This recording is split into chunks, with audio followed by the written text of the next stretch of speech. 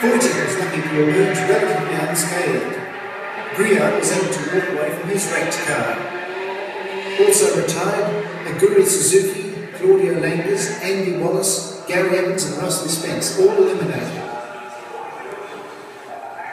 Griard was once more the victim of circumstances beyond his control, and as the remains of his car, Gregor Wojtek's and Johnny Herbert's were all lifted back to the paddock, a completed field of 6 cars lined up for part 3 of the event. After the 2.5-hour delay, a set. I think we should give him a round of applause for that, because he survived it. Johnny, what went through your mind after that horrific crash? Well, if you're going to do it good. And I think I did it quite well. The aftermath was very, probably mentally difficult, because I had an option with Benetton for the following season. Frank Williams was actually there that day. I saw him just before the race, and he wanted to have a chat with me about something. I don't know if that could have been a test drive or even a drive, I don't know. But my main thought was really, I've got to give it a try. Although at that point, when Peter Collins, who was the team manager at Benetton, used to phone me up probably about 2 weeks after, when I could actually sort of string a few words together, because I was on morphine, and the morphine was quite interesting stuff to have when it gets in. We're back to the drugs again. Yes. Yeah, but I was taking it this time. Yeah, but I'll tell you a story, because the drugs were weird, I have to say. There was a certain point, and I was really drowsy. I lost obviously a lot of blood, so there's morphine in me. And then there was times I started hallucinating stuff, and there'd be these monsters. It's pretty bit actually, I've just spotted it. I was under this waterfall, naked with my wife, or my girlfriend at the time, and the water was all lovely and beautiful, and then suddenly our skins peeled off a little bit like a banana, and then we started eating each other, and then as we were eating each other, there seemed to be more and more monsters sort of coming out, big heads, very big snouts on them and everything else. I'd open the eyes, and it would stop. And you know, if you normally have a normal dream, you try and get back to the dream, you can never ever get back to it. I close my eyes, and I go back to exactly the same point of these monsters eating each other. There were thousands by the time I'd finished with it. Anyway, that was the interesting side of taking drugs.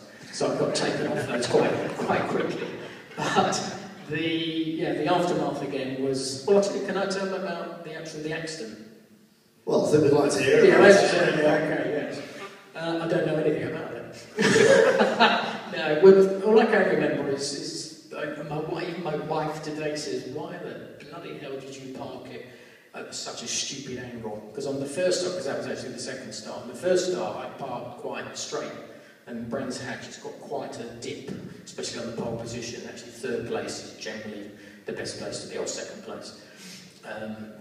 So on the first start straight, a little bit of wheel spin, pulled away, no problem, got into a 12-second lead or whatever it was. They black flagged it when Gregor Wojtek, the guy took me off there, took off Roberto Moreno into paddock, and they stopped the race. And then on the restart, I came and I parked it like that. My idea was, if I get off the line with a little bit of wheel spin, it will be straight by the time I move. But thicky knee, Essex boy, it sort of, as it went down, it got a little bit of wheel spin, but of course it just carried on going into the dip, which is why I actually came out in third place. But I wasn't too miffed about it, because it was going to be a 2-part race. So I had a 12-second advantage in the first one.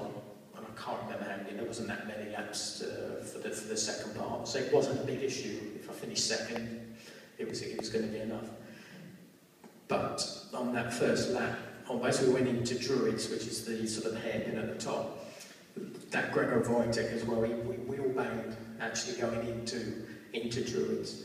And then as we came through down Graham Hill, then through Surtees, I was quite close to Pierluigi Martini in the march, so I was trying to set himself up.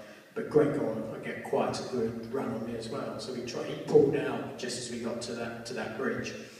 And he was right on the edge. I always thought he was on the grass, but he wasn't quite on the grass. But he hit my rear right, left.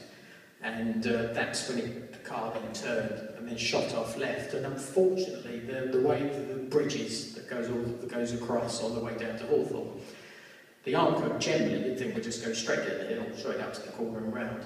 Well, where the bridge is and the footings of it, if you call it that, it actually goes round and then back down again. And sadly, where the barrier came out that way, when I turned left, I just went head on straight into the side of that. And I can only remember going, oh, and that was about as much as I remember, because it was just so quick. From the time I knew I was going off to the time I actually made the impact, it was so quick. So I made the first impact, and I remember everything coming obviously forward with the energy that was there. It was about 160, I think, miles an hour, something like that. And as it hit, it basically broke off pretty much the front of the car.